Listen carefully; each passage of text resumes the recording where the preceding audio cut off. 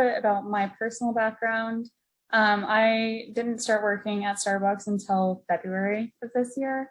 So I'm honestly kind of a newer partner. And I also, the strike was in July. We filed in March. So I had joined, like, the process kind of already happened. Like Kyla said, one of my coworkers had already reached out. They'd kind of got the ball rolling.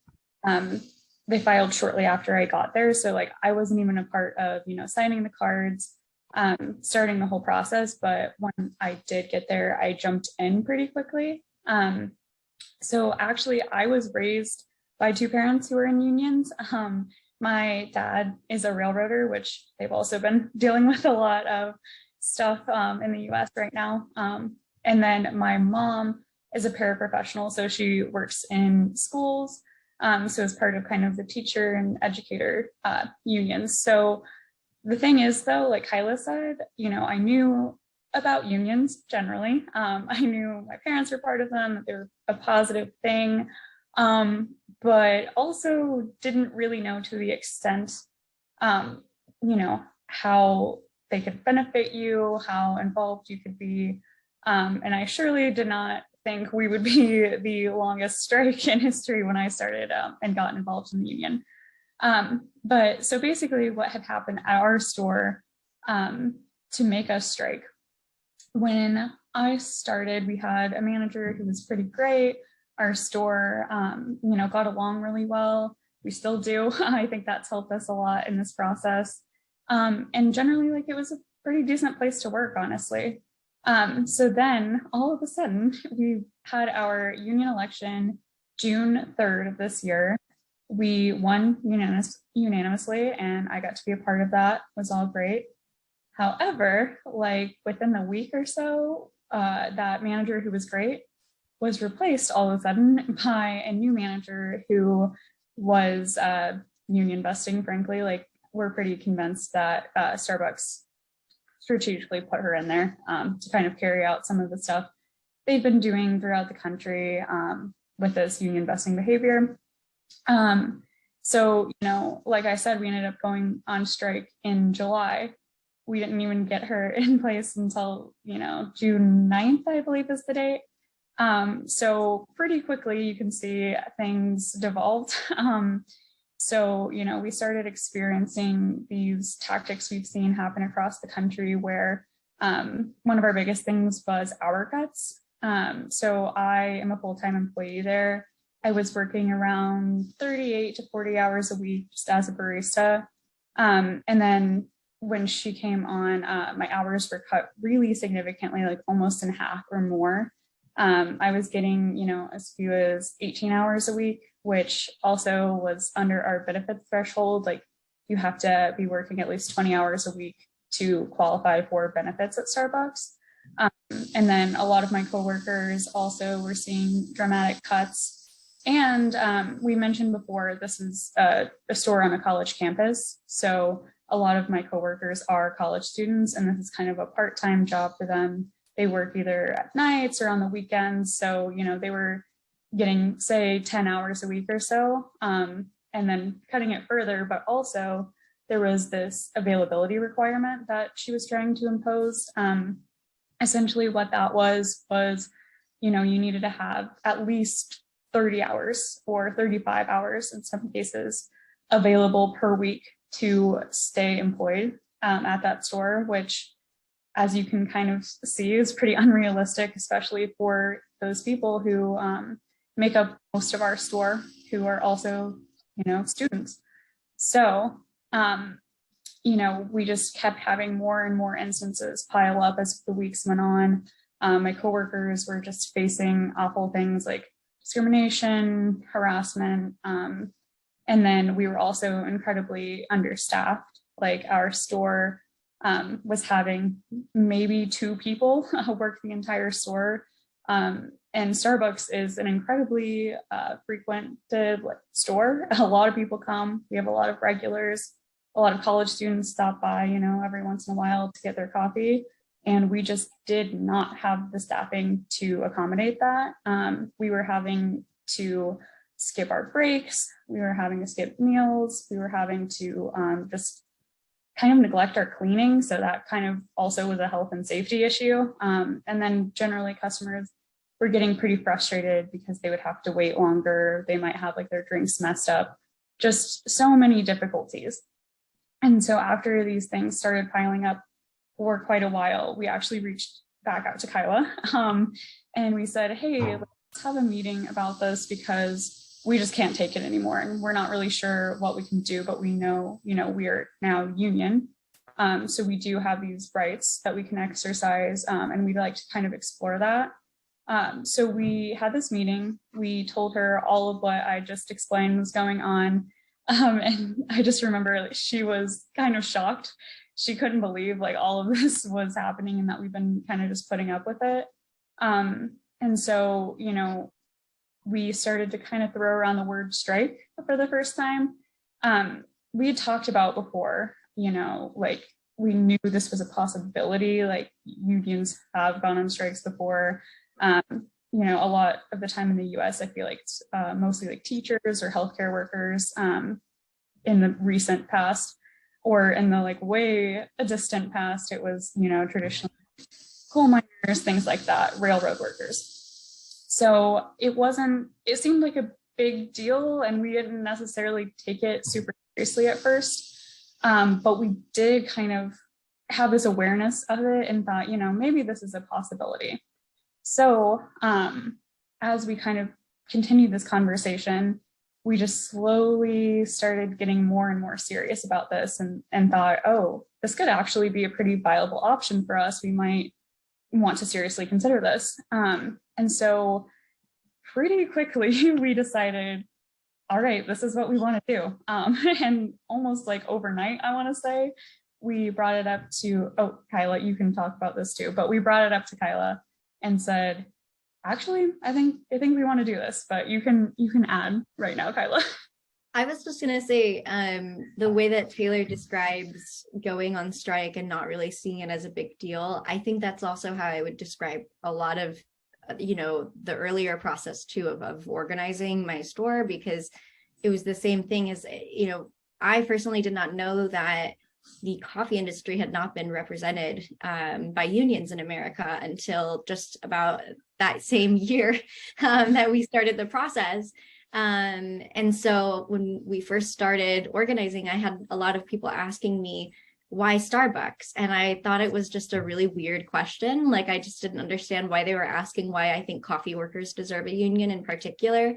And I just had never really connected the dots that we just were not a part of that story for a long time. So, and Taylor talking about going on strike and not realizing this will be historic. We didn't realize until maybe a couple of weeks later, but I think that really encompasses so much of this movement, is it's coming from a genuine want to make change, and maybe not even realizing that the work that we're doing is groundbreaking. It just feels like it's necessary. That's all I kind of want to add when I hear that, because it's such a humble thing to say, like, I just didn't know, I had no idea. And, here we are, we've had a lot of I didn't knows. Yeah, definitely. And it's also interesting because I feel like a lot of like the demographics of coffee workers and, my store, Starbucks in general, is a lot of really young people, people that it might be like their first job or maybe their second or something. For me, it's like one of my first jobs after graduating from college. Also, there's a lot of queer people. There's a lot of people of color. There's just a really diverse group of people here. And I think that makes it all the more historic and all the more important, honestly. But I'll get back into the story of our strike a little bit. So I think the date was July 17th and or 16th, I guess, when we decided to strike. And then we're like, okay, we're going to do it tomorrow. And Kyla said, oh, okay. There's a lot of paperwork and things that go into this. So, that just also kind of shows our ignorance a little bit of, we did not know what was coming. And then I think at that same time too is when we were like, and if we do this, when do we come back to work? And right. When we started to think, oh my gosh, no, I think it doesn't just end because before that, all of our strikes had been like a day-long strike or something like that. And we were like, wait, hold on, we don't just go on strike. Like, we need to make sure we have a plan. And that's when it started to get even more like, that's when we decided to do a sick out. They ended up all calling out sick the next day. So we had one more day to plan. Right. And so it's kind of funny because we really did kind of throw it together all in that one day. You know, we just took the day off and decided to just get all the paperwork done, make a plan of what this was going to look like. We had to make a lot of pretty big decisions that at that time we didn't realize were big decisions. But we made all of those. And that next night, it was a Sunday night, we sent a letter to our district manager and our store manager, who was the one we'd had a lot of problems with, and said, you know, the next day we were going to start an indefinite strike. This was also a pretty big deal in and of itself because no other Starbucks store had ever gone on an indefinite strike, like Kyla just mentioned. It would have been like a day, 2 days, 3 days, whatever it may be. And we basically decided we weren't going to have an end time. We were just going to do this until we made progress and we had our demands met. So then that ended up turning into a whirlwind 64-day strike. So during this time, a lot of different things happened. You know, we decided at some point, I don't even remember when, to have it be a 24-hour strike, so 24/7 strike, really. So we would have people at the picket line day and night.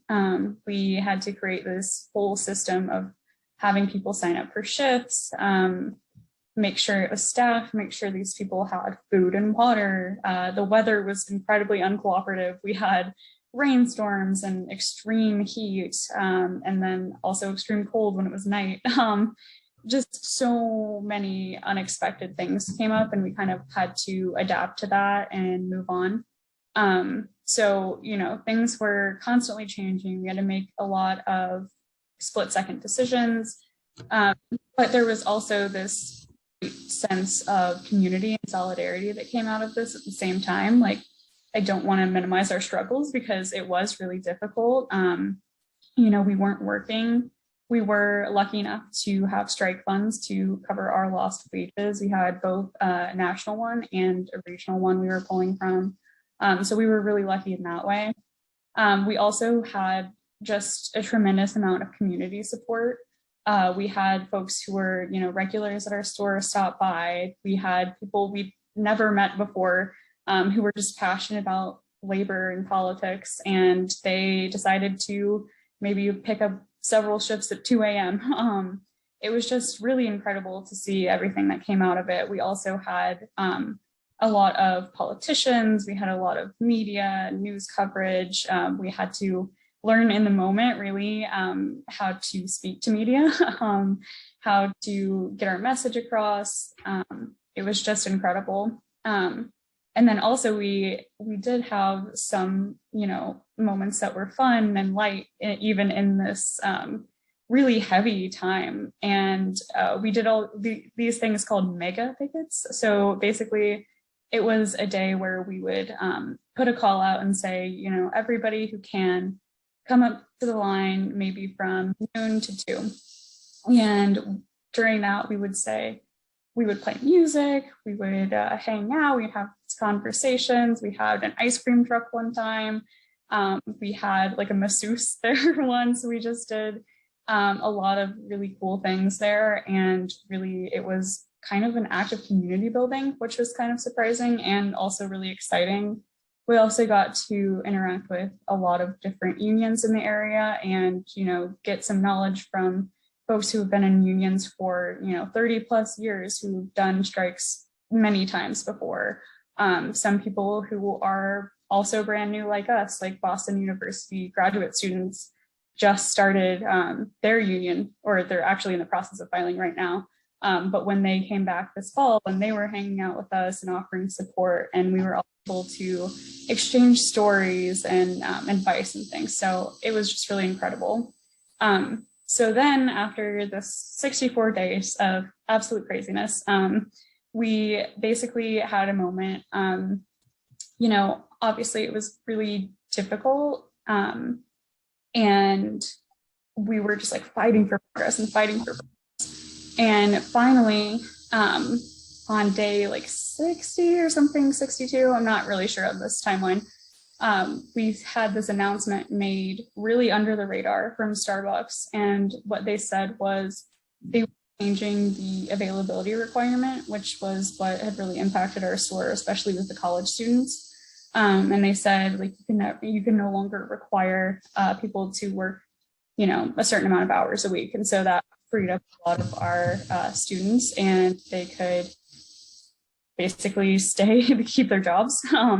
And also that would help people applying to the store in the future. They wouldn't have to have this tremendous availability and then also not get those hours as promised. So we saw this and we were obviously shocked and excited. And so this was kind of like the start of us saying, I think we actually won this strike. Like, I think we might be able to finally see the light at the end of the tunnel. Obviously, we still had a few things we were hoping to work on, but we had also talked to our district manager, and we were basically promised that we would have conversations moving forward to change the things in the workplace that we were frustrated by and that we were concerned about going forward. So we basically all got to this place where we felt pretty comfortable ending the strike and declaring a victory. So we also had this whirlwind meeting yet again with Kyla, where we kind of sat down with the store and said, okay, here's the situation. Here's what happened. What do we think? What do we feel? We had, this long conversation where we decided essentially, do you guys think this is enough? Do you feel comfortable ending it? And then what's our plan kind of moving forward to achieve the rest of our goals? And we all kind of came to this conclusion, like we felt comfortable and we were ready. We were going to keep working moving forward, but that's when we decided to end the strike. So that was really incredible. Also, just two more little side notes. During this strike, we also had a few people in the region. I think there were 6 total stores, including us, or maybe, 5 stores in the area. They were all pretty much in the Boston area or right outside. They decided on August 1st to have indefinite strikes that ended up lasting a week each.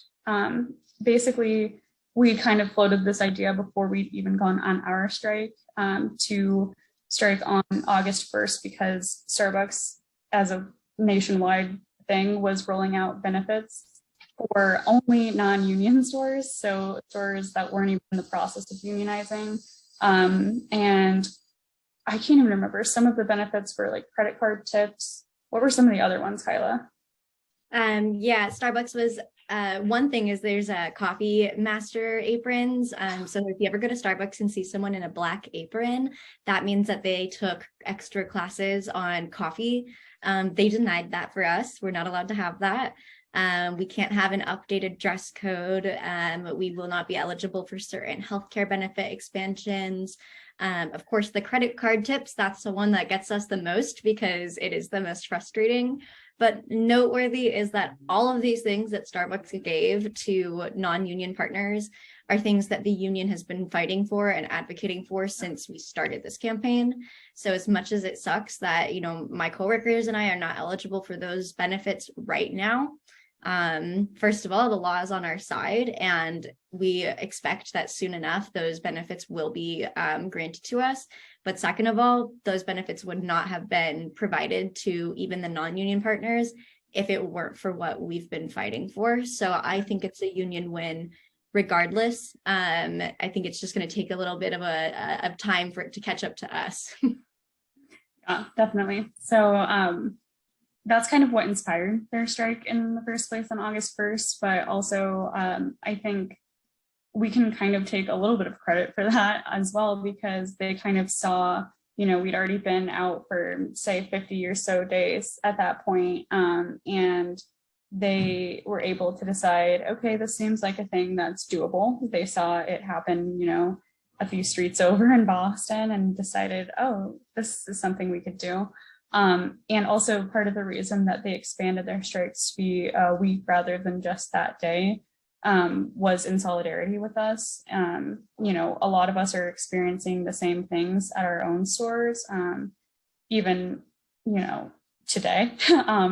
And they decided they were going to extend it and kind of be out there with us, which was really amazing to see.